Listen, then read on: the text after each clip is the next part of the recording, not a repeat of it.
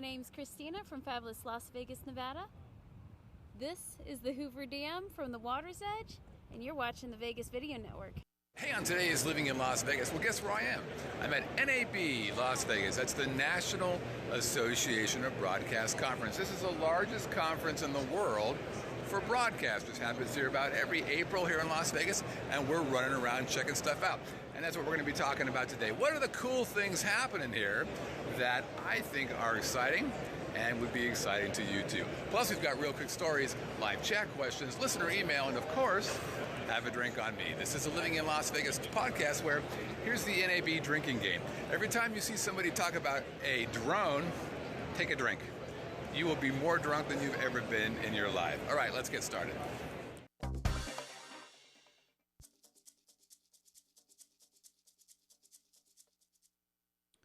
Living in Las Vegas starts now. Yes, it does.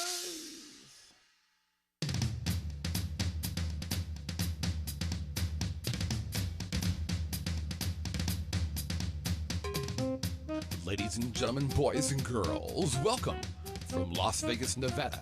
That groovy little podcast that gives you a true first-person look into what it's like to call Sin City your home. The Living in Las Vegas podcast. Yeah, that's what I'm talking about, kids.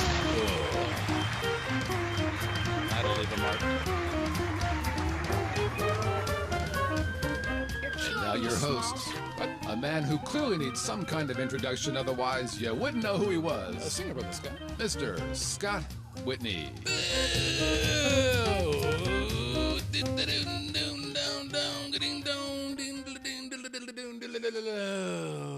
Welcome, everybody, to the Living in Las Vegas podcast here on the Vegas Video Network. It's kind of a mellow show today. We're going to be taking it offline, kind of your behind the scenes, kind of your after dark vibe. But first, let me congratulate you because you are watching the longest running podcast about Las Vegas that actually originates from Las Vegas. And your hosts, normally we have a combined total of 30,000 years, but today we have a combined total of 20,000 years, which means we're not only going to cover what it's like to live here in Las Vegas. Oh, no. We're going to tell you about our adventures. Scott, do you have adventures? Oh, yeah. We go to the Strip. We go to Fremont Street. We're downtown. Other cool places here in the Valley. And by the way, if you're a visitor, if you're a tourist, if you're a fan of this here city, well, our show is like your own secret handshake to all things groovy and happening here in this here town. Hey, we're live every Tuesday night at 7 o'clock at vegasvideonetwork.com/live. It's vegasvideonetwork.com/live. Be a part of the fun. Get yourself in the live chat.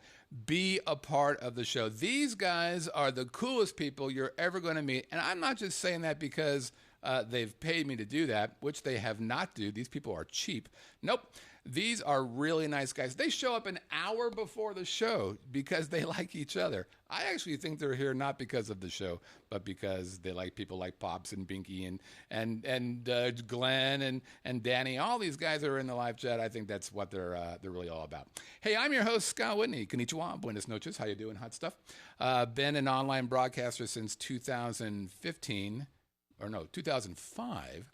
Been a professional online broadcaster since 2006, and I own the Vegas Video Network. I'm normally joined by my co-host, Brett. Brett is taking care of some business, as those of you who know his background. He's out fighting the fight, and he's had some success just recently, as he talked about in his last appearance here.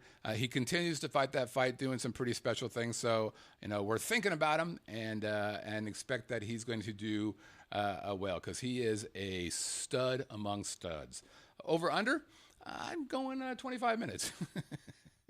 Bet the over. And before we do anything else, I want to thank Wayne for stepping in last week and talk about the adoption foster care thing. It was interesting. Got some really interesting feedback. We got one letter that must have been 15 paragraphs talking about their experience with regards to foster care and adoption and how much they appreciated Wayne talking about that.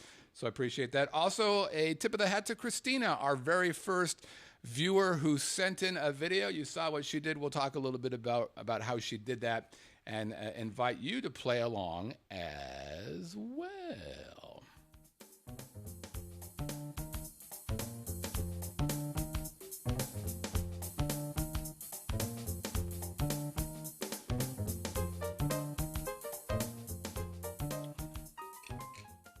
So as most of you guys know, Las Vegas is the convention center of the world. And one of the largest is a thing called NAB, which is the National Association of Broadcasters. 100,000 or so broadcaster types coming around. So you see cameras everywhere and nerdy people looking at this and antennas and stuff. And how does that work? And what's the second Friday studio of the MP4? A lot of those guys running around. But I'm kind of a broadcast guy, so I wanted to sniff around and see what was going on at the big NAB. You know, last year I didn't have a chance to go. Year before I went. And actually, last year I did go. Year before that I didn't go. You know, NAB is kind of an interesting. First of all, let's talk a little bit about how to get there. This is awesome what's happening now. So it used to be when I went to any convention, I would drive there, and parking at the Las Vegas Convention Center is a hassle. It's not fun. It's a drag. Guess what we used today? We used Uber. Now, I thought, and you know, everybody talks about this, that Uber will do surge pricing. So I thought, man, they're probably going to charge $20, $30 to bring somebody there. Now, my property, my studio that we shoot most of our shows is on, it's just south of Palace Station, basically. Maybe about a mile south of Palace Station. So not that far from the convention center, but I still thought, $20, $30. Boop, doop, boop, boop, $10. The person was there in 3 minutes, showed up in a nice car, took off. He's been an Uber driver. He actually moved from Idaho to become an Uber driver here. He's doing it full time, loves it.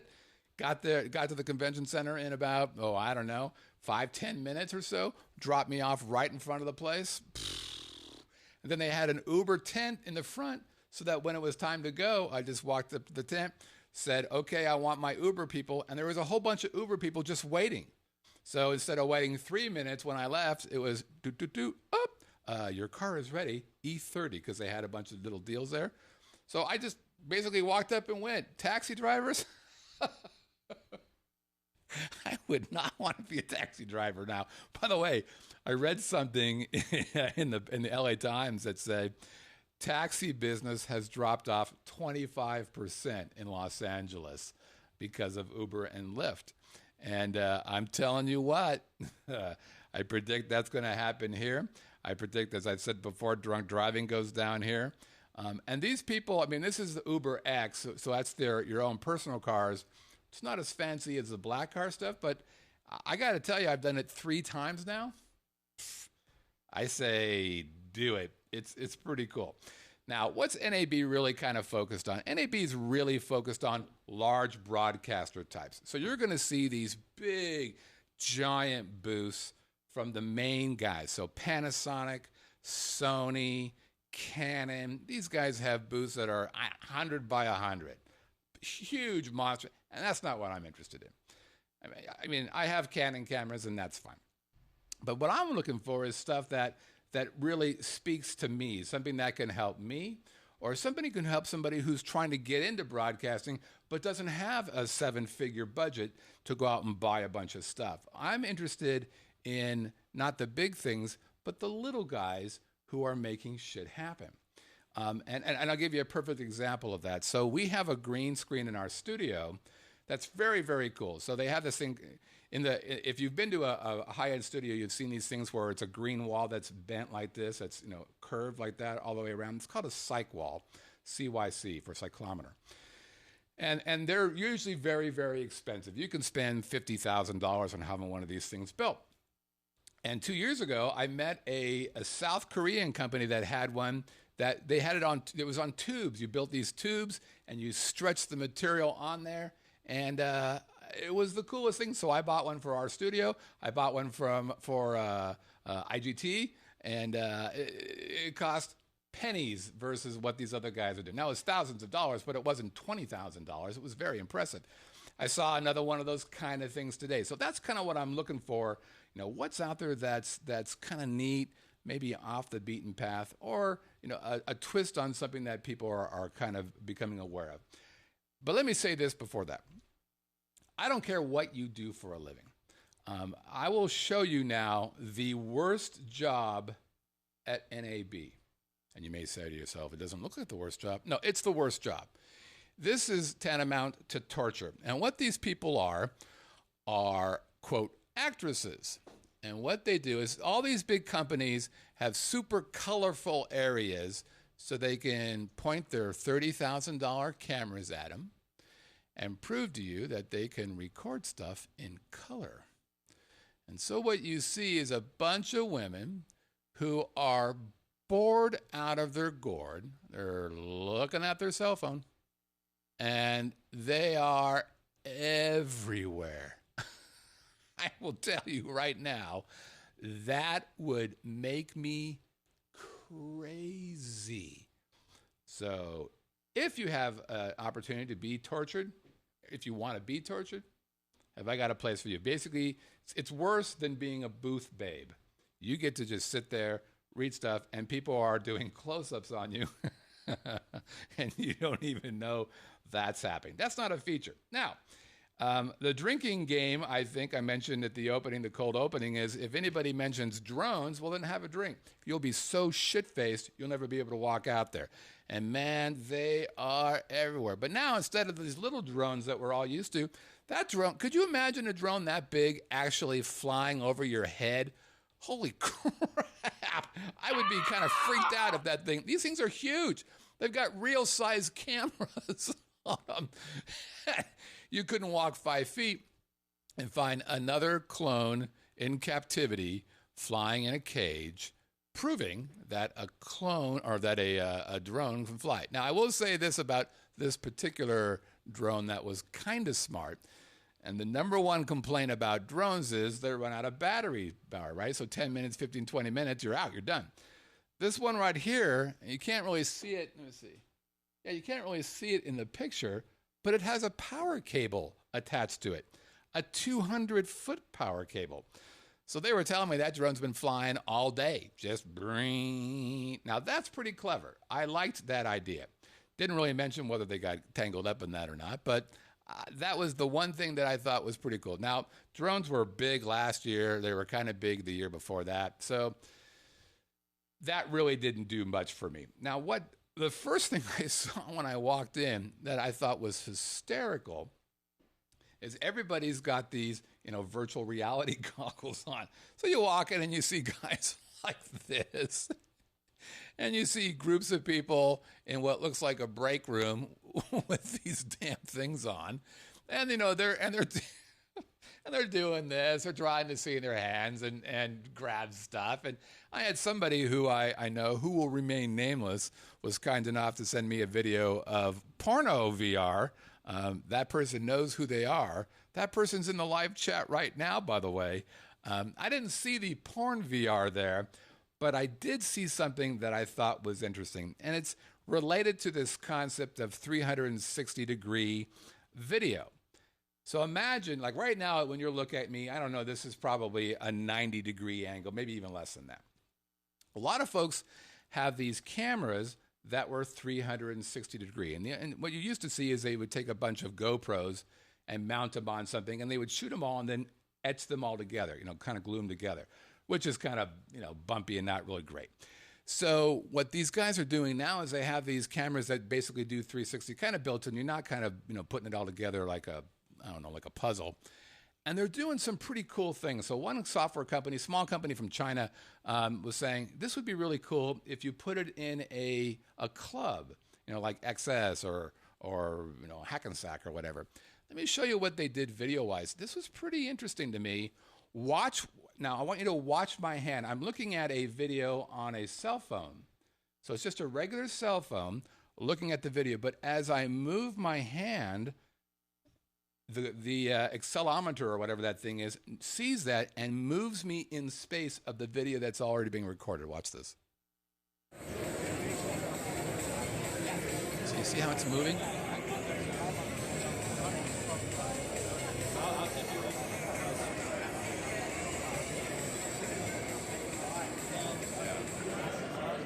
Crazy, right? Just crazy. Now, this one, they used it to do an interview with some people at Disney, a Disney movie, and watch what happens when he moves his screen.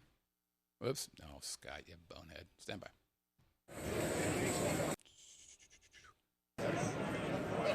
See how he moves it, and these people are kind of just in space. And it's live video. It's so interesting. So I think that has potential. I'm not really sure what. What was interesting is when I asked the guy about the club stuff, I said, well, are you talking to all these clubs here? There's a bunch of them. This is ground zero for what you're talking about. And he was like, well, we're not really focused on that. I'm like, what? You just showed me a club scene. He goes, well, we want to do other things with it. Okay, whatever you want to do. But I thought that was one of the first things that I looked at and went, okay, that I hadn't seen before. That was really well done. I can see some play. Now, at the same time, the second guys, the guys who did that thing for Disney, they also had, the real VR goggles there. And they had a setup outside in front of the convention center that had some gal playing piano. It was $1 million setup, they said. They hired the same people that did other big kinds of shows. So I put on the goggles and was really underwhelmed. Super bitmappy, didn't look very good. I mean, I could turn my head and see the piano keys and the piano player and something over there, and I could see a boom camera moving around there. But it looked like crap, quite frankly. And I asked their marketing guy who showed me that video, and he's like, well, yeah, people don't care. They really like that. I'm like, no, they're going to care. We're going to care about that. So that was a letdown, not what I expected. But I tell you, that whole moving the video thing, that was pretty sweet. All right. Myself, I just took a picture of this one thing because I thought I saw this during the Super Bowl and thought, that's pretty clever. I wonder how they did that. Well, ladies and gentlemen, there's a pylon cam, the pylon cam from Super Bowl 50. Always looking out for you. What I didn't know is they had 1, 2, 3, 4, an upper, and you can see the little squares there. Those are where the cameras are. And those are some badass cameras, man, because they got the crap in them. But I thought that was kind of cool. All right, what else? So the next thing that I thought was neat. Now, everybody who's watched any of our shows know that we have virtual sets. And what a virtual set is these sets that look like they're $1 million sets, but in fact, they're completely pretend. They're not real. Even the reflection on the desk, nothing there is real. You have a couple of people on a green screen, 1, 2, or 3 cameras, and the magic there. Now, in the last couple times I've been to NAB, one of my favorite things to see are the high-end virtual sets. So, for example, much of what you see on ESPN are virtual sets. And you can kind of see them. CNN uses a lot of virtual sets, especially when you see the grand, sweeping kinds of things. Those are mostly virtual sets. But I saw something today that I thought was really cool, and it wasn't a virtual set, but it was based upon the same premise, meaning it had a video scene, and they put an actor in the scene. But what they did, I thought, was really cool. I want you to watch this gal. I want you to watch the shadows that she's throwing on the scene. It's very impressive. So there she is waving. You can see she's got it, and you can see what they're doing. They're actually adding shadows through their software. So she now has, you can see a shadow going off to her left behind her, a shadow going off to her right behind her, and you can see the shadows reflecting on the car behind her. You're going to see in a second, another shadow will pop up as if the sun were behind her, and they're just adding these shadows in the software. But there she really is. So she's just sitting on a green screen, not a particularly well-lit green screen, and you can see how amazing that looks. I just thought that was stunning. And this speaks to the magic that is Hollywood. So this kind of thing you're already seeing. I mean, I'm sure we've all seen the before and after of, I don't know, Harry Potter, where you see him running around green screens and then you see him superimpose the stuff. And that's done with multi-million-dollar stuff. And so it's not the kind of thing that is, at the fingertips of somebody like us. But this kind of thing here you saw there was like, wait a minute, that's pretty magical. And even the TriCaster guys are doing some things like that. Not to that extent, but those are the kind of things that you look at and go, God, man, that's the part of what makes you kind of cool to be a human. because I don't know how they figured that out, but they sure as hell did. And they had all kinds of stuff they put her on, and they were able to make that shadow, which is the thing that makes it look real. That shadow was able to reflect on cars, on walls, on bushes, on sidewalks. It was really, really pretty cool. All right, next thing that I thought was interesting was the idea of a gimbal. So I'll show you what that means. I see a lot of people, do the selfie kind of thing with their camera like this, right? And what a gimbal does, you've seen these on movies as well, where the guy's got a big harness on and he's walking around, and while he's walking up and down in hills, the camera stays steady, right? So he's doing this, but the camera looks steady, steady cam kind of thing, right? So they're bringing these gimbals now to the end user, to folks like myself. Now remember, the idea on this show is it's not CES, it's not the Consumer Electronics Show, this is National Broadcaster. So it's not really meant for end users so much, but clearly they're thinking about end users given what I saw. So I saw a couple things that I thought were pretty interesting. Here is what I saw. And it will spin around. You can kind of do your, like maybe a vlogger is doing an interview. Yeah. You can ask a few questions. Spin it back around. Pretty neat, huh? Right. So you hook up your phone there. The largest iPhone. Collapse it. That dude in there. And this comes with its own camera. Now some use your own camera and some use. Now the thing that was annoying about these guys, I think I have their, yeah. There it is. Let me bring this up for a sec. So that's these guys here, Autel. And the one thing that you have to be aware of, and this is just a sales 101 thing, I asked several people, how much is it? And I had several people say, I don't know. Or we weren't told. When's it ready? When's it going to ship? Not sure yet. Now these guys here, the ones I just showed you, are competing against another company that I'll show you called DJI. DJI are the folks who do the Phantom drones that are super, super popular. They're about $1,300, $1,400. A lot of people use these. And I'll show you their product in a minute. But these guys are clearly going after this. It looked pretty impressive, but no timing, no cost, no real sense. Now, the DJI drone, or the DJI handheld thing that I'm going to show you in a second, goes for about $600. So what I'm about to show you is a new version that's going to cost a little bit more. So let's continue with that. Stand by. Yeah, neat. So this is another little guy. Now, this one uses your phone, $270. So I'm using my phone to shoot that phone. Normally you would be seeing the shot that you're seeing on that phone. I just wanted to see how it gimbaled around. You can see it's a little unsteady a couple times. Also, I think the battery was a little dead. And this is the Osmo, which is the one from DJI. This is the kind of like the 800-pound gorilla in this business. Yeah, I think like a steady. And you can see they added this other arm, so it's better for going up and down. But you can see, if you look real carefully there, you can see that the video being shot on that camera, so it's a wireless connection. As he's moving around. Yeah, it's basically acting like a steady cam. You can see how it's kind of jittery. So I asked people, is it actually recording jittery, or is it just displaying jittery? And they're all telling me it was just displaying jittery, but it didn't feel really good to me. I've looked at now look at this 5 one. of these things. Half of them worked, half of them didn't. So we're going to see if it handles this selfie thing. So my phone is inside this guy. Here. You can see this is a company here. They actually have it on Amazon under a different brand.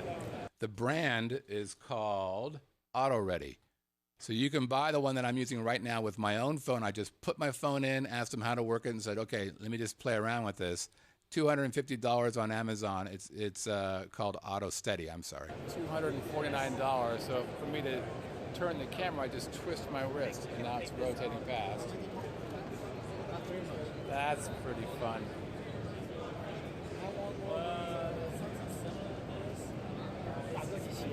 This is my favorite part. By the way, this is my favorite part of NAB. It's not all the big fuckers over there doing that stuff. It's the little guys out there making shit happen. That's what's fun about this place. And you can tell I'm right because this guy's smiling and he believes me. Right, see? It's not like I'm making it up. And if I just turn my wrist, it'll just rotate past. Phone to it, can you attach just one of the small little That's pretty cool. All right. cameras? I like that. So that's this guy here. I think it's another Chinese company. I'm like, well, when does it ship? He goes, well, we've got it right now already on Amazon. Again, called Auto Steady. It's in white, but it was pretty impressive, I thought. It was one of my favorite things to look at. And then finally, not a lot of you guys know this, but we're using live stream to stream this out right now, and we are a live stream partner, meaning we could sell their equipment, and so they compete very heavily against the TriCaster folks. NewTek is the company, and the NewTek stuff can be a little pricey. I mean, the thing that we're using right now, I think that's $19,000. The one we have in our studio, I think that's $39,000, something like that. They're expensive. They have cheaper ones, but the cheaper ones are getting better, and those are in the $6,000 range. Livestream has gone after these guys pretty strong. They're clearly the most aggressive competitor against the TriCasters. And there are other guys. As a matter of fact, last year there were more people competing against the TriCasters than I thought this year. But the folks over at Livestream is doing a thing that I think is really, really, really nice. This is pretty clever stuff. So I've been playing around with this Facebook Live thing. And they have a solution for Facebook Live that is arguably one of the coolest things I've seen. There's still a couple things that need to be fixed, I think, on it. One of which is it doesn't support Android phones. It only works with iPhones 5S and above, which is weird, although he explained that to me. But watch what this thing does if you're interested in the Facebook Live world. From Livestream, it's a live streaming, live editing camera. The camera has a 4K sensor. It then pairs with the Mevo app, which allows you to set up to 9 different 720 frames within that 4K field of view and cut what looks like a multi-camera show from one fixed vantage point. In addition to being able to cut, I can do moves by panning. However long I hold my finger here, that's how long the move is going to take. So by holding it for a couple seconds, we'll get a nice smooth move across everybody. The same thing works with zooms. I got a wide button in the bottom. Zoom in on you right here, and if I hold 1, 2, 3, 4, 5, and then let go, it's going to give me a nice slow zoom into you. If I needed to get into you quick though, I could just zoom and let it go, and it'll whip right into you.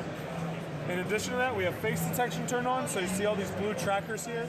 That's people's faces the camera's finding, and if I come down here in the multi-view, it's giving me all these faces based on what the camera already thinks is the best shots. If there's something you want to track besides a face, you can tap it and hold it. Let's say this iPad, for whatever reason, is very important. I can tap it and hold it. It then puts a tracker on the iPad. And if I come to the multi-view, now on top of the faces that I've got, I've also got my iPad and my wide shot. The camera can stream to livestream.com or Facebook Live. You can also record to the videos folder on your phone or a micro SD card on the camera. Can you record on the camera and then play it on Facebook Live, or does it have to be live? It has to be live. How much the camera cost? The camera is... So pretty cool. The camera is $400. They have a bigger pack that has battery and stuff. Yeah, and so I asked him about the iPhone thing off the not off the record, but away from that video. And he said the problem with Androids is and I said, there's a lot of Androids. No, it's not. They're taking pre-orders now, Glenn, from the live chat, and they're shipping in July, they said. So the reason why they said they're doing iPhones only is because with an iPhone 5S, they know exactly what the hardware capabilities are, and that hardware capability is enough to run this software.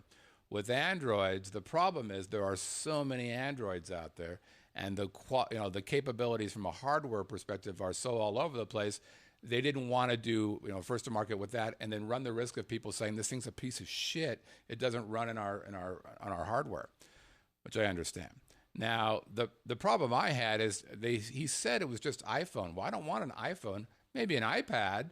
I might get an iPad, which are pretty powerful, but they didn't mention whether it was iPad capable or if it was just iPhone. The website says just iPhone. So the idea behind it is cool. There are some things that they didn't acknowledge that I saw that would be problematic, but overall, clearly one of the coolest things I've seen. They've been pitching the shit out of this thing on Facebook. Understandably, I see ads for it every day in my stream, so they want it to go. They want to sell it. That's for sure.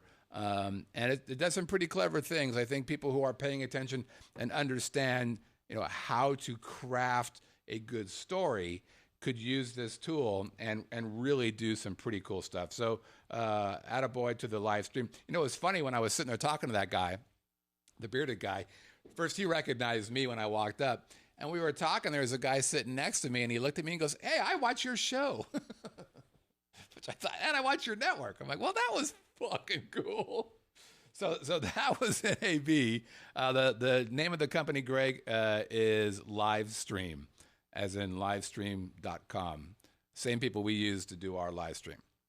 So very, very good, and admits to the public. You mean that video? That camera? Yeah, that camera is absolutely available to anybody who wants to buy it. They're pricing it at, I think it was $399 or $499. They were doing $100 off at the show.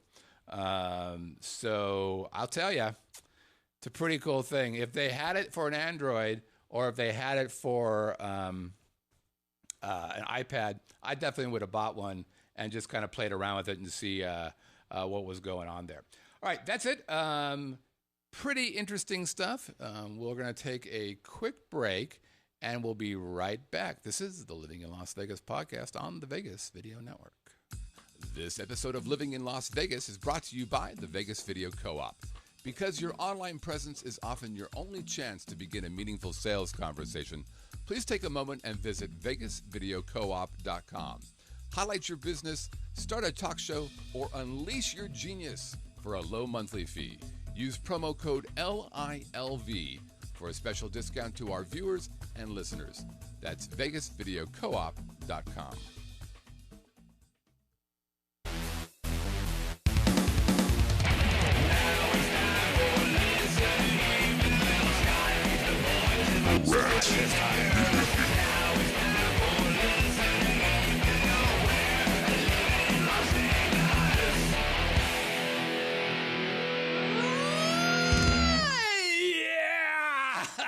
Okay, it's time for listener email. It's part of the show where we read emails from the world's greatest viewers and listeners. You send an email to onairq@livinginlv.com. Again, onairq@livinginlv.com, and we will read your stuff. We are afraid of no questions, and those that we don't know, we will make up. Normally, I read the guys, and Brett reads the girls. I will read both. We've got 3 emails that we're going to cover today. Here's what we got. First one's from Todd. Todd writes, howdy. Excuse me, S&B, you guys are still killing it. Great shows, more booze for you too. Fair enough.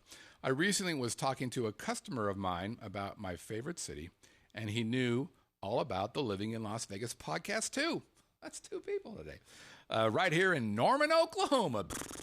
Boomer sooner. Anywho, solo Vegas trip sometime in June or July. Then 30th birthday, the first week of October, in that flashy, shiny city I love so much. I need to fish Lake Las Vegas. He actually sent a picture of him fishing. Do I have that picture? I might not have brought it in. He's a fisher guy. There's no question about that. Let's see. No. Waiting on the show. We shall have a cold one soon. Todd from Oklahoma. Let me say something about Lake Mead. Lake Mead is one of my favorite places. They have fish in Lake. Did I say Lake Las Vegas? I meant to say Lake Mead. Thank you about that. If I said Lake Las Vegas, I meant Lake Mead. There are fish in Lake Mead. I will tell you about the Lake Mead. Lake Mead is one of my favorite places. I'm not a fisher guy. I always feel bad about that. Even catch release, I'm like, yeah, I'm sorry, I scarred you. Please don't be angry at me for having this little whistle every time you make a left turn in the water. No. What I really like about Lake Mead is water skiing. They have boats that you can rent there. Calville Bay, I think, is my favorite place. It doesn't cost that much to rent a little boat. If you want to go skiing, you can do that. We like these pontoon boats. They're about 27 feet, so they're not that slow-moving party boat you're thinking of, but they're 27 feet. They got little pontoons. They'll do about 20, 25 knots, so you could ski behind it if you want to hold 6, 8 people, so you could have a party on there. But Lake Mead in the summertime, and I mean like August, is terrific because the water, believe it or not, is about 80 degrees. Now, that is below the 86 degrees that we require at Whitney Villa. However, when you're out on the lake and you're having a couple of beers, 80 degrees is okay. So if you're here for some time, first of all, if you're a local and you haven't had a chance to go out to Lake Mead, get on out there, man. Just have some fun, take it easy, get a boat. You don't have to go fast. And Lake Mead's really not that big, so you're not going to get lost, which I think freaks out some people. So, what we would normally do is we get out there and then just kind of follow the coastline. And it goes, all over the place. And there's some islands in the middle. And the water is dropping, and that's kind of a drag without question. But it's one of my favorite things to do. We've done it many, many times. When we first got here, actually the last time we were going to do it, we were going to do it with Neil and Sarah. But the weather was so bad they wouldn't let anybody on the water. So that was a real disappointment. But go out there and check out Lake Mead. It's really a terrific place to hang out. Okay. Next one's from Gene, who is Pops in the live chat. Gene writes, "Dear Guru of all things Vegas." Oh, you flatterer, you. "I just copied the following from Fox News homepage. It said the original article was from the New York Post.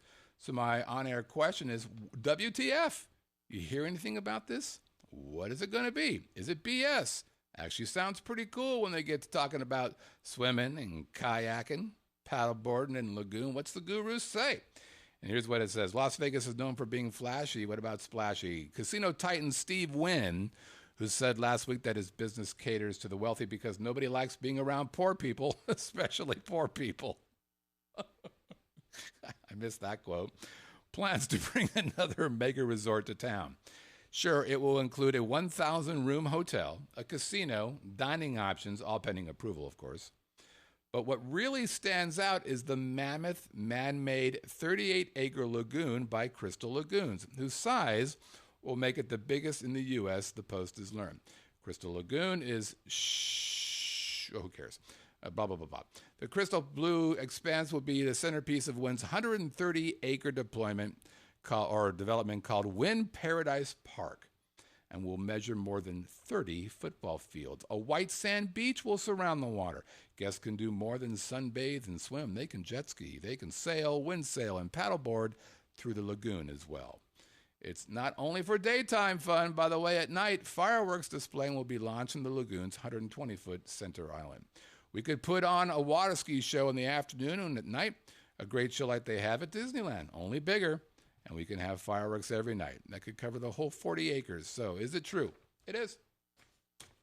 It absolutely is true. So where is this? Crystal Lakes by Jason Voorhees from the live chat. Here's the thing about old Stevie. Steve's an interesting guy. He's a kind of quirky cat. And you look at him, you're like, that's a quirky guy. But Steve, I think without question, and I call him Steve because he and I go way back, I think there is no question that Steve is by far the visionary of Las Vegas. Think about it. He started doing his Vegas-y thing at the Golden Nugget. Golden Nugget, to this day, is the best property in downtown. It's a AAA, 4-star diamond, whatever the hell it's called. It's a nice property. And I think part of that is the legacy of Steve. But that's not where he really got his bones. He's the guy that said, yeah, let's spend $2 billion on a casino. Now, I don't know when the Bellagio was built, but holy crap, he also did the Mirage. So guess what? Two of arguably the most iconic things, free shows in Las Vegas, the Bellagio fountain, the Mirage volcanoes, both came from the brain bag of Mr. Wynn. And then he went off and he's like, well, I've done that. That's good, sold. I think maybe I'll do a little bit of stuff on my own stuff, the Wynn Encore. Arguably some of the nicest properties there. It doesn't have that same kind of Bellagio thing, doesn't have that same external thing, but they're doing some pretty cool things here. And I think this may be his response, which is, fuck it. We're gonna tear down. So first of all, the location is right next door, not Wynn. It is the golf course that Brett has talked about before. It's been a golf course there for, I don't know, decades and decades. I think it was part of Desert Inn or whatever it was called. And he's like, you know what? I recognize that we have to address what's happening. I just read a report that said Vegas casinos are making more money again, but that money is not coming from gaming. It's coming from all the other things, from foods, beverages, shows. People are spending more per show than they've ever had. By the way, used to be the average amount of time somebody vacationed in Vegas was 3.5 days. Now it's 4.4 days. That's an increase of what, 33%? I don't know, 25%? That's a huge increase. So people are staying longer. They're spending more money, but they're not only spending it on gambling. So I think Wynn is probably thinking, okay, Encore, feels pretty good. Wynn, yeah, it feels pretty good. What can we, I got a whole shitload of acres over there for golf. How many people are playing golf? I like the idea of golf, but I got 40 acres over there. What can I do with it that would actually generate a boatload of revenue? And this is pretty cool. So I've seen pictures of it. It's got a arched casino, 1,000 rooms. So it has that same kind of arch as Wynn and the same kind of arch as Encore. And it faces the water, huge lagoon. And I'm sure it's going to have restaurants and all that kind of stuff there. I think it's a brilliant idea. And my guess is everybody at MGM and those at Caesars are like, God, Jesus Christ. Our park doesn't even have grass. And this guy's building a lagoon in the middle of the desert. By the way, just so you know, a pool that is 10 by 20 takes up less water than grass that takes 10 by 20. You probably didn't know that. That's why the state likes pools. Okay, next one is from, in the live chat, Gregor Teppa. Greg writes, hey, Scott and Brett. Look forward to the show this evening. I have been in Las Vegas 13 times. That's interesting about our readers, about our audience, is our audience tends to be people who really spend more than just the single visit per year or two. These are folks who come here often and who stay longer than the 4.4 days, which is pretty interesting to me. Because before I moved here, I wasn't one of those people. I didn't really know Vegas that well. We would come probably 2 times a year, maybe 3, but it was all long weekends, 3 days, 4 days maybe. Typical touristy kind of stuff. So it's really interesting to read emails and talk to folks like the people in the live chat who are really into the Vegas stuff. So, we appreciate your guys' support. 13 times, and salivate with the anticipation of each new trip. Conversely, I mourn the departure, whether I won or lost money.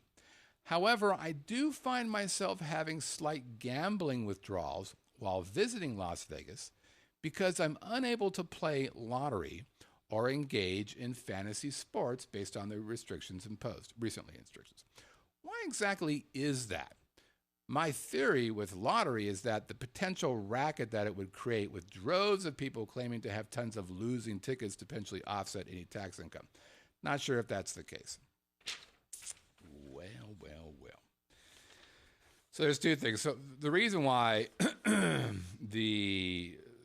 this is happening across the country, the reason why the fantasy sports thing happened is because, I don't know if you know this, but the casinos have a little bit of say here. And they, probably went to the AG and said, this is actually not what they're claiming it is. It is not skill-based. It is the opposite of that. There's guessing, there's bullshit. That's against the rules. Get them the hell out of there. And that happened pretty quickly here. Happened in, I think, in probably a half a dozen other states as well. Here's the thing with lottery. So we don't have lottery here.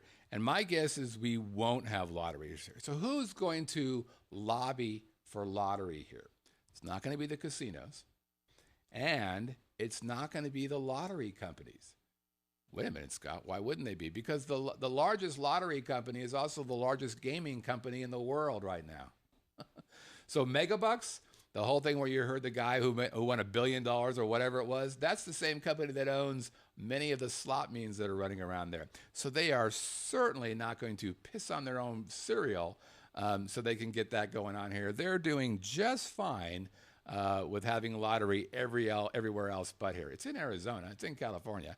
But I would be shocked if lottery ever comes here. Now, I was shocked that a casino actually decided to stop smoking, and that's the sports book over at LVH or whatever the hell it's called now. They stopped smoking there. I didn't think that would ever happen. So I could be wrong, but the truth is, I don't think I am. I think the idea of keeping Nevada as a purely gambling thing and letting the lottery thing be elsewhere, I think that's probably going to be in hold for a while. And by the way, if you're in Las Vegas and you find yourself wanting for gambling, you're withdrawing from gambling, might be time for a visit to GA. Now, I don't know if that's completely true or not, but if you can't get your fix in gambling in this here town, come on, Greg. I think you Westgate. Thank you, Bob. I think you probably can if you work really, really hard. All right. Let's do a little RQS. Again, real fast. This is just a single one. I want to thank Christina again for her intro, and we would invite you to introduce the show. Get your name out there. Let people see who you are and that you support our show. Here's how you do it. Basically, the script is like this.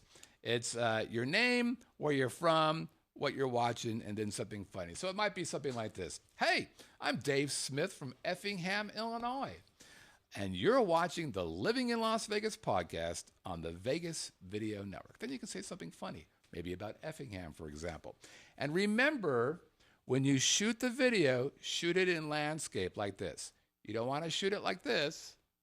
You want to shoot it like that. That way, it'll fill up the whole screen, all right? So your name, where you're from, you're watching the Living in Las Vegas podcast on the Vegas Video Network, and something funny if you like. We've got a couple. We did Christina this week. We got another one lined up for next week.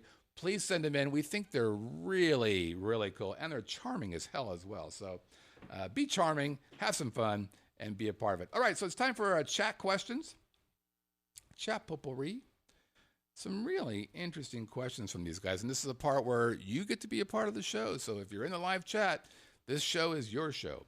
First question is from Jimmy. Jimmy wants to know, is there a part of town that most celebrities live? Well, it depends on who you think are celebrities, for one thing. But yeah, there are. There's probably 4 places that you tend to go, and it's really not so much a celebrity enclave as it is just, nice homes. So, for example, or hip homes. So the Scotch 80s is a place that's been around forever. The Goodmans live there, for example. These are old, I think they're mid-century homes, ranch-styled homes, been around forever, large lots. They're the ones that look like Fred Flintstone homes. They've got the rocks on the wall. You know what I'm talking about? A lot of those there. A little bit of rehabbing, perhaps. But so a lot of people hang out there. Southern Highlands is a place which is way south. If the Vegas Valley is a clock, Southern Highlands is literally at 6 o'clock. Just before you leave the valley is Southern Highlands. It's a giant master plan gated community.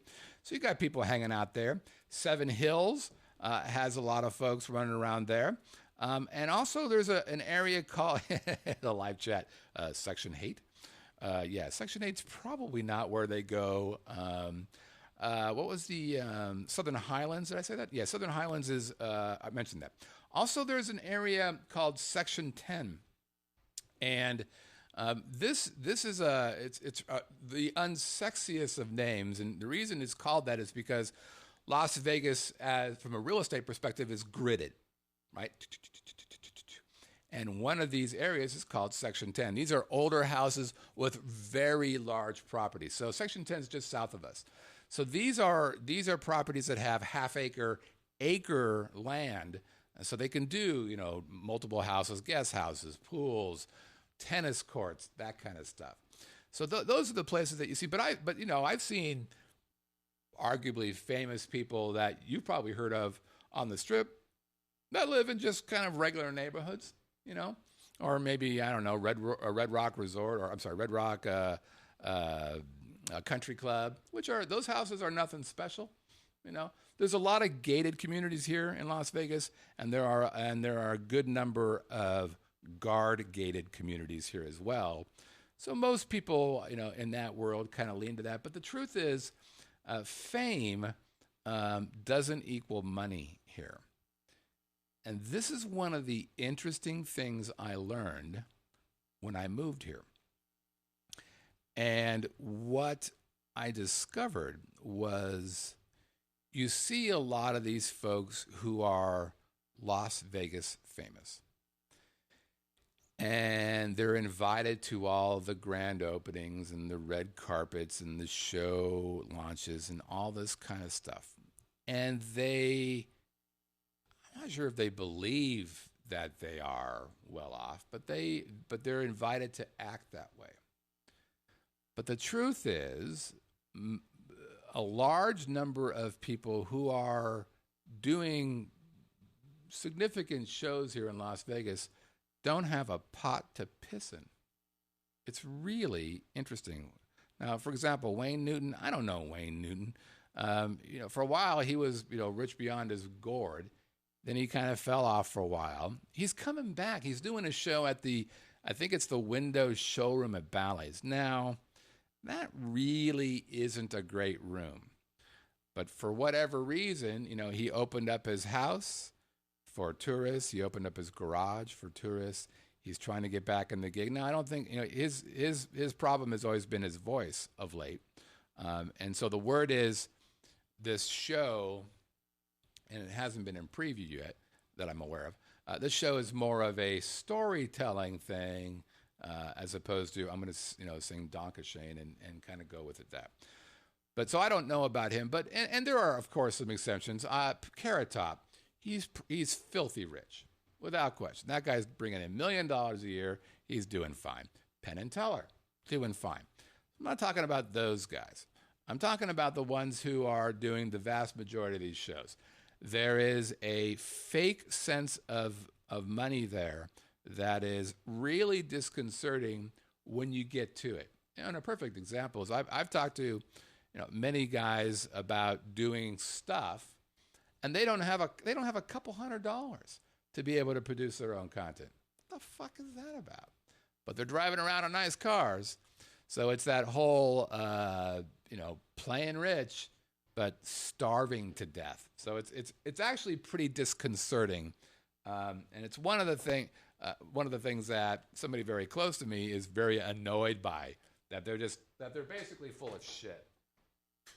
And you know, it's all kind of smoke and mirrors. So that's kind of a drag.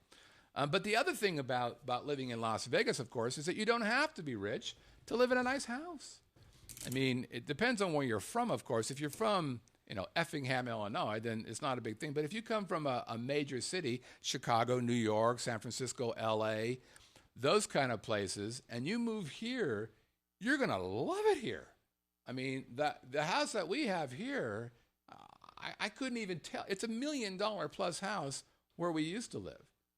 I couldn't even step foot in this house. But here, it's quite reasonable. Super reasonable. The house that we had before, the one we have in Aliante, it was 60% larger than the house that we had in California and 40% of the cost. Imagine that.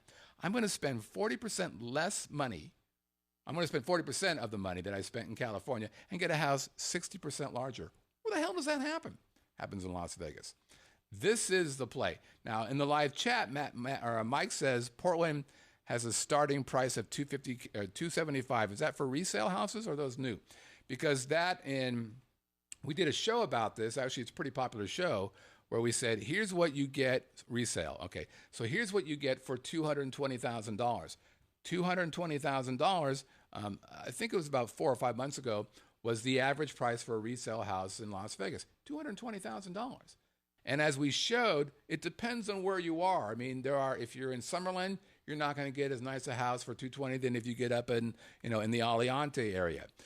Or if you go down the east side versus maybe Henderson won't be as nice a house. But all these houses are nice. The ones up in the north, they were very nice.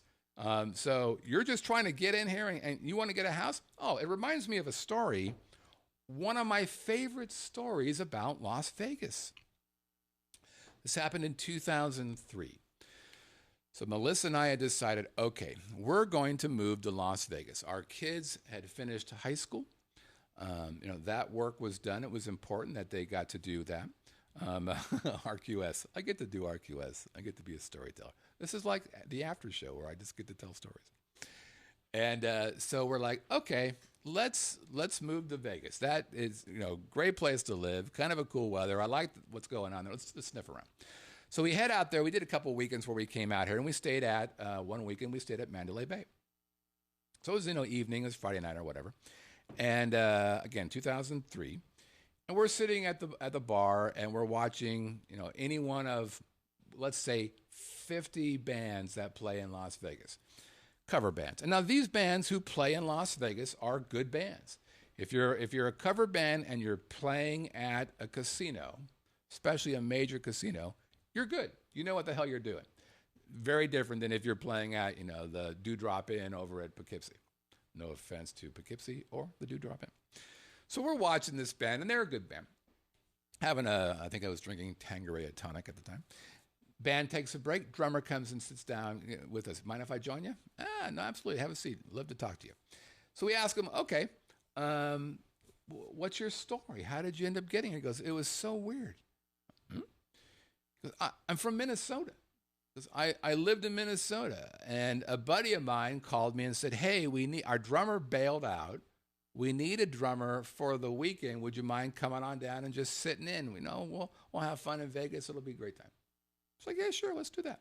So he flies into Vegas. He plays with this band, kind of sees what this is going on, ends up hanging out and staying. And one weekend ends up to be 4, and then a month, and then 3 months, and 6. And fast forward 2 years later, he's buying a house.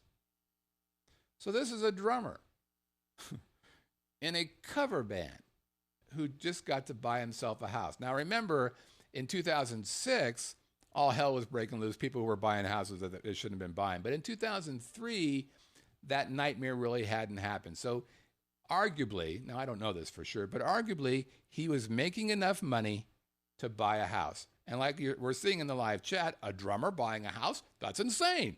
It is insane. Unless you're in Las Vegas. And it was one of the sweetest stories I'd ever heard about, because where else can you just be a musician and do that kind of thing? And this is the town. There really is no other town that does it this well. Austin, Texas is a good example of a huge music town, right? 1,000 bands. As a matter of fact, a guy who used to be here, used to be a co-op member, did iPiano Labs, moved to Austin, and he's talking about, I'm hearing people practicing at night, and there's bands, great music, and all that kind of stuff. I guarantee you that there's not a drummer there who's got one gig and he bought themselves a house in Austin, Texas. Yet even today, you probably could pull that off. Not a house, maybe a condo, but fucking condos here are still pretty inexpensive, and I just think that's magic. Now, do most musicians here only have one job? Fuck no, they don't. Most musicians here are working multiple gigs. They're dancing as fast as they can. Most musicians bitch and moan that they don't have enough job. By the way, if you want to see an entertainer who has completely figured this out, you must watch last night's House Seats Presents. We had a gal on named Ann Martinez, and Ann is one of the very few people in entertainment that I so respect because she's a business person. She's out there, she's working at Fantasy. She's working at Zombie Burlesque. She's at Showstoppers. And she's also producing her own show called Alice, a steampunk concert fantasy. She's doing all this stuff. Plus, we did a live stream for her when she was doing this show she created. The people around her kind of bailed that she owed me some real money. And instead of, bailing or making it hard, she actually took the money deal herself. Her other partners just kind of backed out, which I thought was kind of shitty. But she just said, I'll manage this. Every time I sent her an invoice, I said, well, we'll do it in payments. I sent her an invoice, and she would thank me for the invoice. Fuck does that? Thanks, Scott. Really appreciate it. So I hope Ann Martinez becomes a superstar because A, she's sweet, B, she's talented, and she's a goddamn professional. All right. So that was for the one question, where do celebs live? Okay. Let's do one more. I think Ken has a good one. We'll do that one. Ken asks, there's actually a couple good ones. Ken asks, what would be the most tempting thing to make you leave Las Vegas? Oof.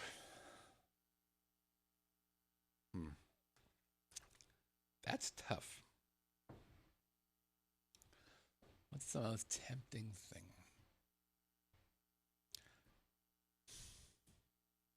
I really like it here. There's not a lot to tempt me away. There is... I'm fascinated by another business thing that wouldn't require me to leave Las Vegas, and that has nothing to do with broadcasting, really. It has to do with online stuff. That fascinates me.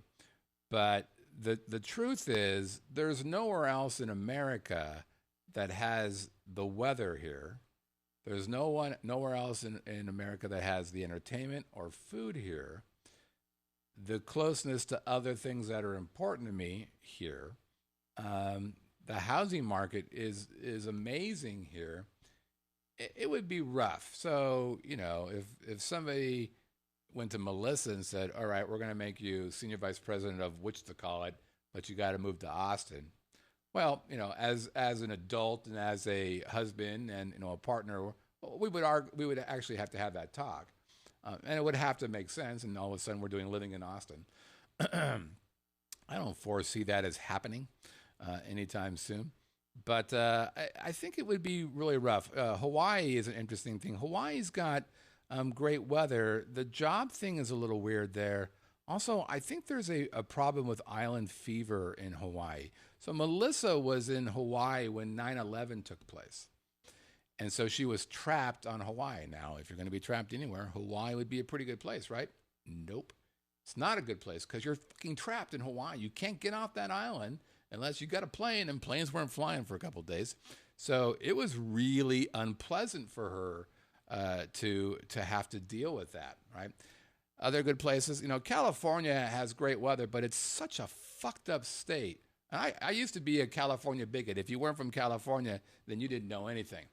Until I left California and realized, what the hell was I thinking? This state is insane. So I really do like the vibe here. The one thing that I don't like, and I do miss sometimes, and that is, and we've talked about this on this show before, and that's the level of professionalism in Vegas is nowhere near what I dealt with when I was in the Bay Area, when I was in Silicon Valley. There's things happening here. There's behavior of people here who are adults, professionals, that, man, if they tried to pull that crap in California, they would just be laughed out of the room. But it happens here pretty regularly. Part of why I changed the business practice of both the network and most recently the co-op. It used to be in the co-op, you could just sign up. You could go to our website, and if we had open enrollment, like right now we're in open enrollment number 5. And it used to be in enrollment 4, you could go and go, yep, the pricing looks good. There's a lot of neat stuff here. I like what he's saying. I think the story makes sense. Click, sign up, you're in. Come to find out, that wasn't a great idea because we ended up dealing with people who just didn't get it. For whatever reason, and I'm not judging, but maybe I am, but it just didn't feel right. I wasn't having fun, they weren't having fun, and that's kind of the deal. You got to have fun if you're going to do this kind of stuff. If you're going to work, why not have fun? So we changed the business so that to join the co-op now is actually an application process before it makes sense, so that we know what you know, what you need, what you want. How do you measure success? What are you trying to achieve here? If you don't know, how the fuck can we help you? Answer is we can't. So we really got a good sense of what makes a great co-op member, and part of that happened because we were so exposed to folks who weren't professional. And not all of them were co-op members, by the way. Some of them were coming in and saying, "I like to be a co-op member." I'm like, well, we're kind of not open right now. we're closing that off. So that was a little unpleasant, I thought. But that's the only real negative thing. Other than that, I can't really think of like a job change that I would do. I'm in a pretty good place here. I mean, ultimately, when I started my own business back in 1998, it was a test. It was a website design thing, and I wanted to see, hey, can you do it for 2 years? Because that's the test, right? You want to test to see, can you run your own business for 2 years? Because if you can live for 2 years, God bless your heart, you did it. You survived. And I did that for 2 years, and I'm like, well, let's keep going. And we did it for more. And then I just started doing more musical stuff and started selling CDs, and that was very successful. I'm like, well, that's pretty cool. And then this podcasting thing came up, and I'm like, well, this is interesting. Let me kind of sniff around here. Started doing podcasting, got profitable, did, good money. And I'm like, well, there's something to be said for working for yourself. And I like it. So and that's the other thing that, you do get exposed to in this world when you do work for yourself is you look at big companies. And the one thing I will miss sometimes is, and I actually asked a friend of mine who was working for a big company, do you find that there are people here who are as good as the other places you've been? And they're like, yeah, I have, which is neat. But I've also, been in big companies here and elsewhere where, if I had to work there, I'd want to fucking shoot myself because the incompetence is biblical, and that's so hard to deal with. And the whole, your job is to motivate people. Fuck that. These people are adults. Do your job. Be proud of what you do. Put out good work. Why don't we go with that? All right. So that to me is the deal. I'm not sure I could think of anything that would make me want to leave. But I don't know. Offer me $5 million and say you have to leave Vegas. You're not going to have a talk about that. All right. I think that's enough for that. We'll get to these other live chat questions. We're already, an hour in? Let's do a little bit of Have a Drink on Me. Have a drink on me. Have a drink on me. Oh. Yeah.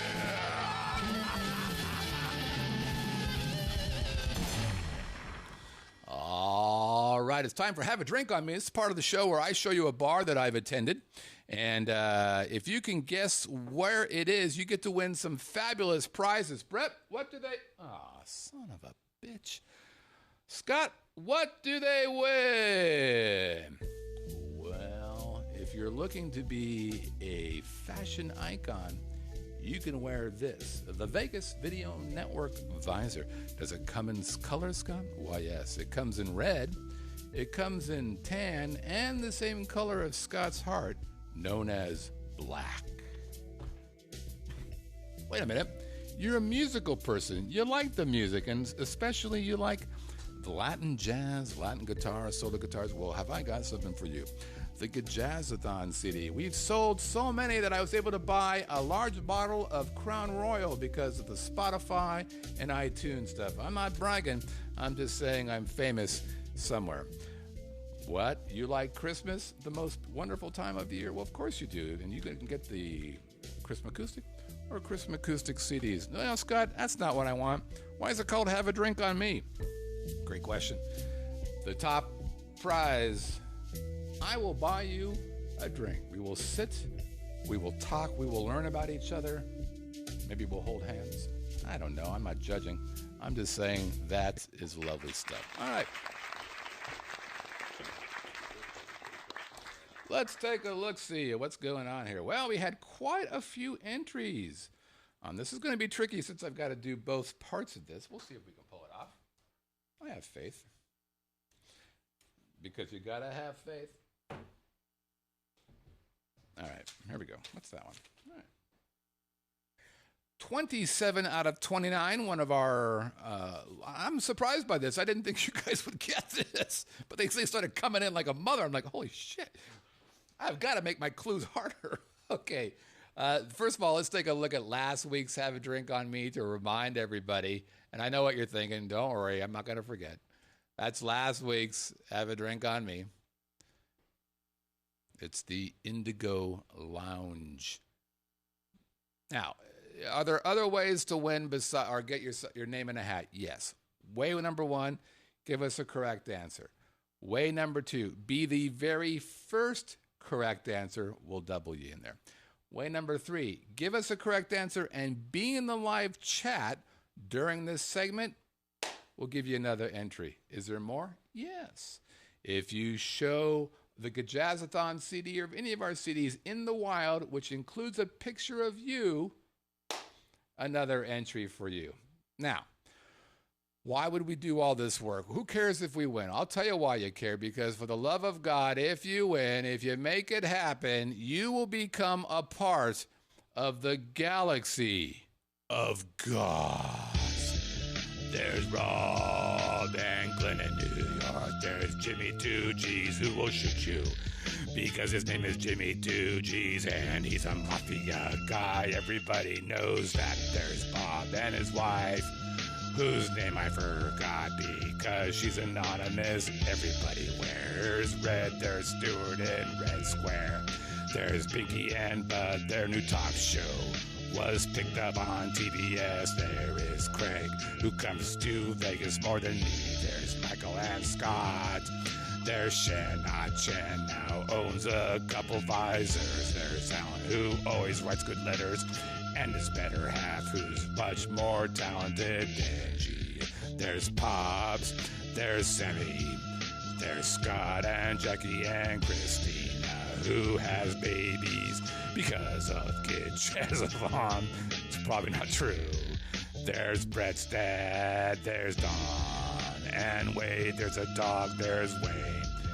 There's look out. There's Danny and Brett. Oh my God, that'll do. That'll do, pig. All right. Whew. You guys sing that song on one breath, says Pops. Nope. That's not going to happen. Okay, here we go. Like I said, we got a lot of entries, 27 out of 29. Why is there a dog, but not the pic I sent on my kids? Oh, where is that pic? Send it again. I'll put it in there. And say it should be in the Galaxy of Gods. I think I might have used that as your double entry. But yeah, I should have that in there. As a matter of fact, we got one from Ken that will eventually be a part of the Galaxy of Gods because it's so damn good. All right, here we go. Number one, Eric Henson, Airport Limbo. Eric gets one for the correct answer. Eric gets one for the first answer. Eric gets another one, I think. There he is, because he's in the live chat. So right there, Eric picked up 3 entries. He didn't even breathe hard. He just like, yeah. And he's oftentimes number one. Even when he won the one before, he realized, yes, I'm number one, and I'm not eligible. Monica Fagan, Binky, she's in there. Binky gets a double because she's in the live chat. Way to go, Binks. What do you think the genesis of Binky's name is? Binky is often referred to as a pacifier. Do you think? Never mind. Jimmy 2Gs. We know Jimmy's hanging out there. Let me just double check to make sure. Oh, Jimmy, Jam. There he is. So Jimmy gets one for the correct answer. Jimmy gets another for being in the live chat. By the way, Christina, the star of our show, we've shown her about 4,000 or 5,000 times today. She's in the live chat as well, known as Raising Las Vegas. Gary Romberg, back to his title, Mr. Testy. Way to go, Gary. I appreciate you going back to the Gnome Diplome. I think that's appropriate. I liked it. I was a little sad that you stopped doing it. All right, Gary's in. Ken Anderson. Now, here's the thing with Ken. Ken had the wrong answer. So Ken does not get an entry for that. However, Ken does get an entry because he sent in a fucking cool picture. And you may say to yourself, wait a minute, wouldn't not having a correct answer prevent him from sending in a picture and getting it? No. course not. He's sending a picture. I'm all for it. Let's go. Look at this picture. There is Ken in beautiful Hawaii. He was so thoughtful. He bought both the amazing Vegas Video Network visor and the Jazzathon CD. I don't care who you are. You got to respect that. That will eventually be a part of the galaxy of God. So thank you, Ken, for that. There's one for the picture. I'm giving you another one. Because, well, hell, you deserve it, quite frankly, for being in the live chat. There you go. There you go, Ken. By the way, his guess was, I couldn't figure out where he got that. Tammy Mossbrucker. I don't think Tammy's in there. Andy Schulman. Oops, easy. Erin Perry. Erin Perry, she created this right here, and she created that right there. Arguably the most talented of the Perrys from the Arizona Prescott, if you will. Scott's contest, Scott's rules. Chicago Snowman, Michael Snow. I think I've seen him roaming around doing great magical things. There he is. He gets one for the correct answer. He gets one for being in the live chat. I'm telling you, being in the live chat, besides being a part of the show, you double your pleasure. You double your fun. Tom Yu from the University of Tom. Sometimes he's in there. I don't think I saw him in there today. I'll just double check real fast. I don't see Tommy. He's taking the time off. He's going to check us on demand, probably on Roku or iTunes or YouTube. Steve I, the wise guy. Steve I's from Prescott. Steve's always in the live chat. And let's double check that. There he is. Steve. There he is. One for the correct answer, one for being arguably one of our largest fans. I don't mean that by size. I mean by heart. His heart is 3 times bigger than it was before he first started watching our show. Sweet. Next up, Mike Lisowski, known as Mad Chipmunk, and he writes, great show. Konnichiwa. One for the right, one for being in the live Chatterooski. By the way, Greg's liver is 3 times larger from drinking. Attaboy. Nothing wrong with that. Because good. Glenn Santa. I know Glenn's in the live chat. The Santas and the Whitneys will be dining, I believe, this weekend. Off the strip. Glenn wanted to. Glenn is a previous Have a Drink on Me winner. For those of you wondering what Glenn looks like, this is what I expect he'll be wearing when we go out to dinner on Sunday. We're going to be dining off strip. How about that? He's like, I don't want that strip stuff. I want to be, like the tour. Like the local. I'm like, yeah, I get that. I'm with you, brother. Andy Z from Winnipeg, Canada. He loves the podcast and also loves coming to Vegas. Dig that. Dave Fagan. Dave, are you in the live chat today, my brother? Oh, I'm afraid not. I am seeing some other live chat folks who are new. Sorry I didn't catch you guys. Mike Beatty from Chicago. Stuck in a hellhole. Is anybody else in Chicago? Would you really call it a hellhole? I would, because it's cold and snowy and shit, but that's just me. I think we talked about my need for warmth and sunshine. Chicago Snowman, of course. All right. Here we go. Next up, Alan Perry. Alan writes, hi, guys. The Haddam Bar this week is Indigo Lounge at Bally's. I'm loving the Haddam part of the show. So many new bars and restaurants to check out on our next trip. I can see a couple of pub crawls in our future. We've had a couple people say they basically take our Haddams, list them up, and then do a pub crawl. I keep a list of the weekly Haddam bars in a spreadsheet. I know, kind of dorky. And keep a checklist of the bars we visited when we are in town. Of the times that we have played the Haddam game, we have had drinks at 20 of the 50 places. We've got to do some catching up. Cheers, Alan at Prescott. You don't think the bars would appreciate that, would you? Right? Pretty neat. All right, next up, Mike Q. Mike gets one for the correct answer. Mike gets another one for being in the live chat. When you think Mike Q, you think gunshots. Mike was kind enough to send in one of those intro videos. We'll likely be showing his stuff next week. Mike writes, hey, Scott and Brett. The Haddam is indigo.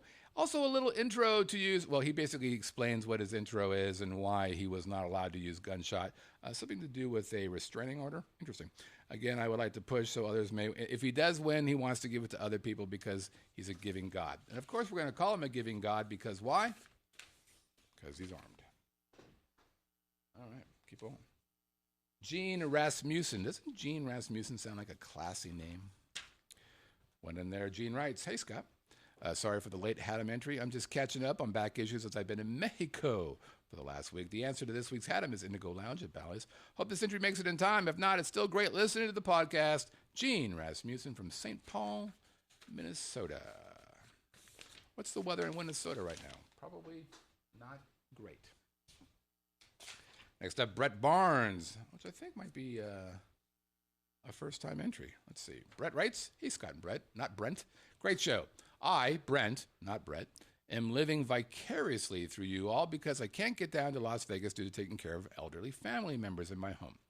Been watching for about 4 months now after stumbling onto your network from a Las Vegas search on YouTube.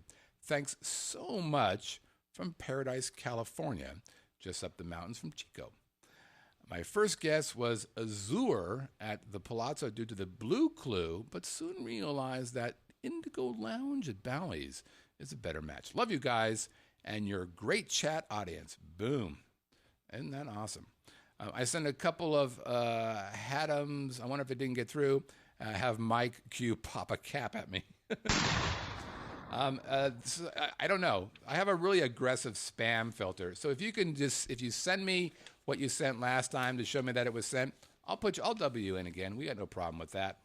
Or you may just had a wrong answer. We will not allow wrong answers in. Next up, we got Bob McAdams, who is known as Baba Louie in the live chat from Bloomington, Illinois. So he gets one for a correct answer.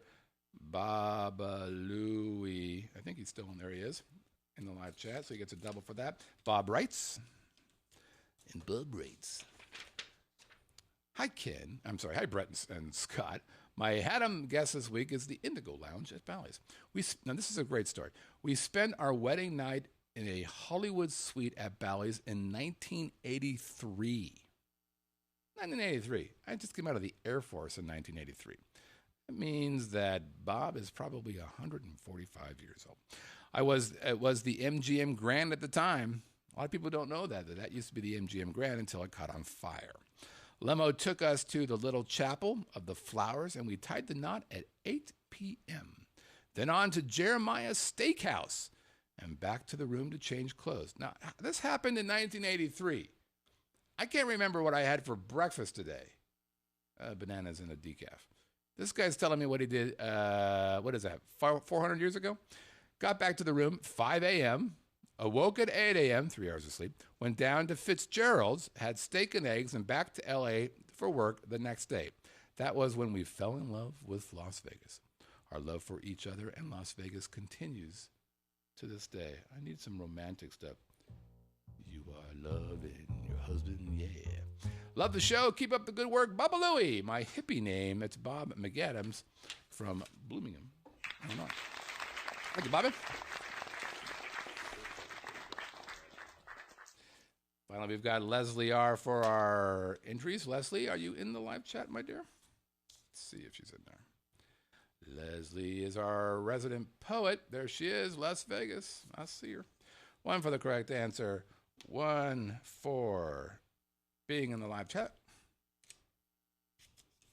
And here is her poetic response. Good evening, guys. I had a crazy week and forgot about my response till a few minutes ago, but here it is, this week's poem. I hope it beats the deadline. It did.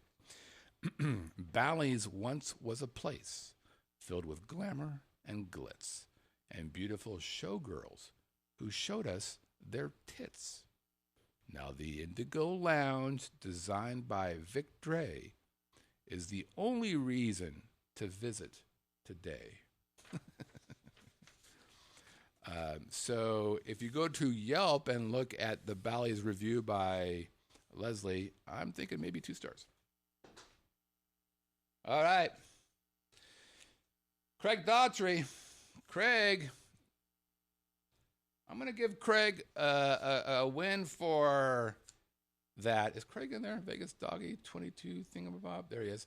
So Craig gets one for the right answer. Vegas Dog gets another one for being in the live chat. And I'm going to give him a third one because he did send in a graphic. Now, it wasn't attached, so I can't show it. If you're going to send in an image, guys, make sure it's attached, not embedded in the email.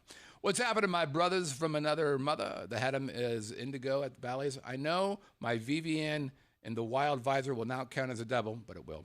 But you must agree, I went old school. Keep up the nice work. You see that?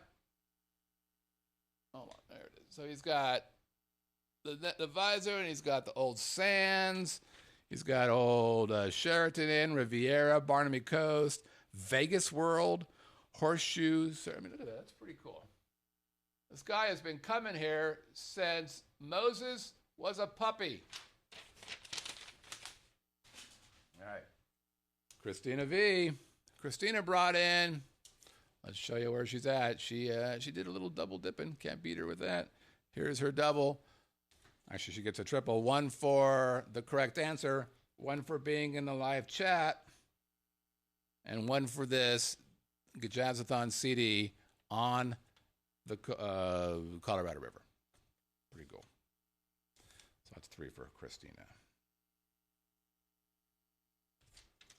Christina, of course, understands the value of the music. She has given birth to these people because of my music. I have take, of course, complete credit for that.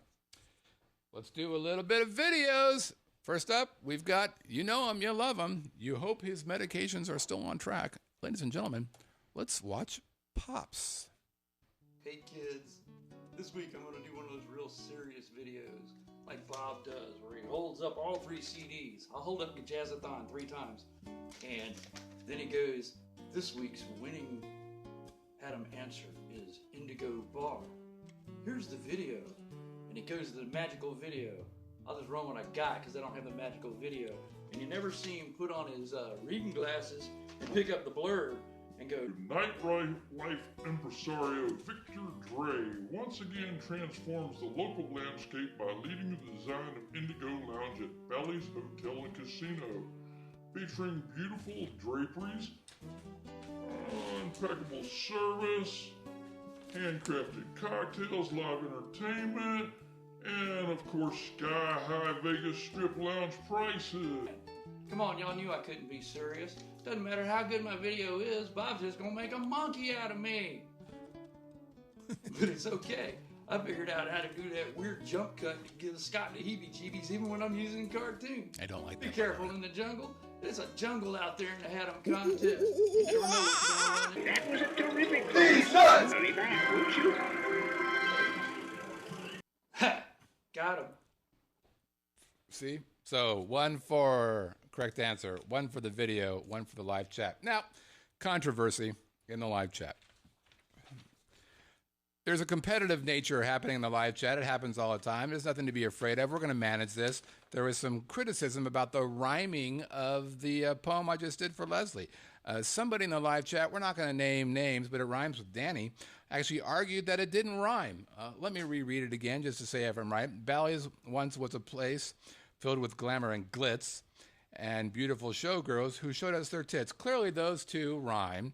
They end with TZ and TS, but that's a rhyme, so maybe it's the second part. Now the Indigo Lounge, designed by Vic Dre, is the only reason to visit today. Yes, I would argue that is a rhyme. Now, Danny did not put in a Haddam this week. Had she done so, that would have been a penalty, a party foul. We would have had to pull one out.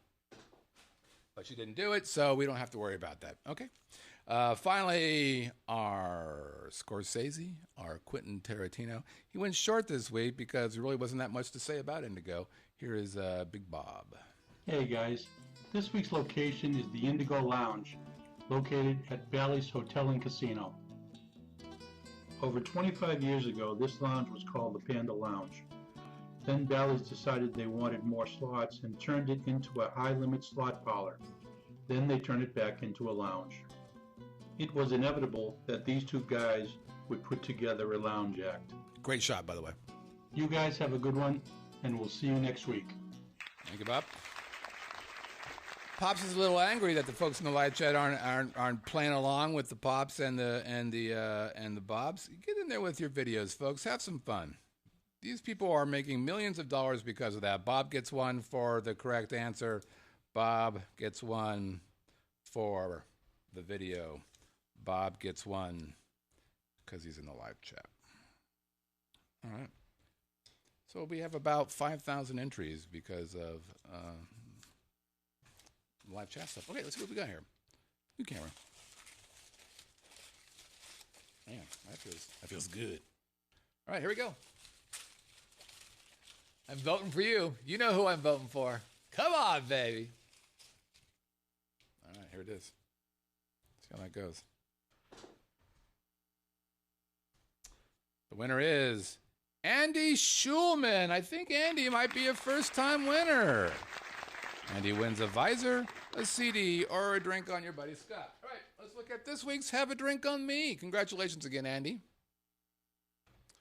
Proving once again that all these things that we're doing to help you really doesn't matter. That wasn't the story we were hoping to tell. Okay, here's this week's Have a Drink on Me, everybody. Oh. Those of you who are watching carefully will recognize this. Here's this week's Have a Drink on Me. Our first clue. I said this was my favorite facade during the tour I gave in episode 259. Hit number 1. I said this was my favorite facade during the tour I gave in episode 259. Hint number 2. 3 letters. CPK. 3 letters. CPK. Hint number 3. There's 5 of these things in Vegas, this one being the newest. If you're in the live chat, you're getting hints from somebody who apparently is named Dave and lives in Maui. All right, that's it, folks. Thank you so much. Again, send your emails to haveadrink@vegasvideonetwork.com. Again, haveadrink@vegasvideonetwork.com. All right, that's it. The solo show is over. Thanks, everybody, for playing along.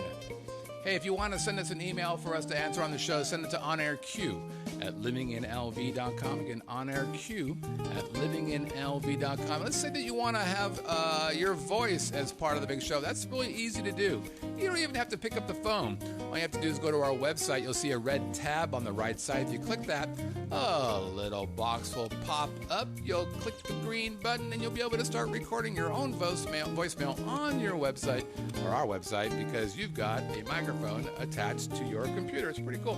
Hey, by the way, we're on iTunes. Leave us a 5-star review. We're also on YouTube. Give us a thumbs up and share us with all your friends. And besides being on iTunes and YouTube, we're on Roku. Over 32,000 accounts installed. We're on Stitcher, TuneIn, Chromecast, Apple TV, Google TV, Fire TV. Google Play just announced that they've launched their podcast series. We're on that as well. And, of course, we're on the VegasVideoNetwork.com website. Thank you so much for playing along, everybody. You guys are awesome. The live chat, thank you so much for supporting the show today.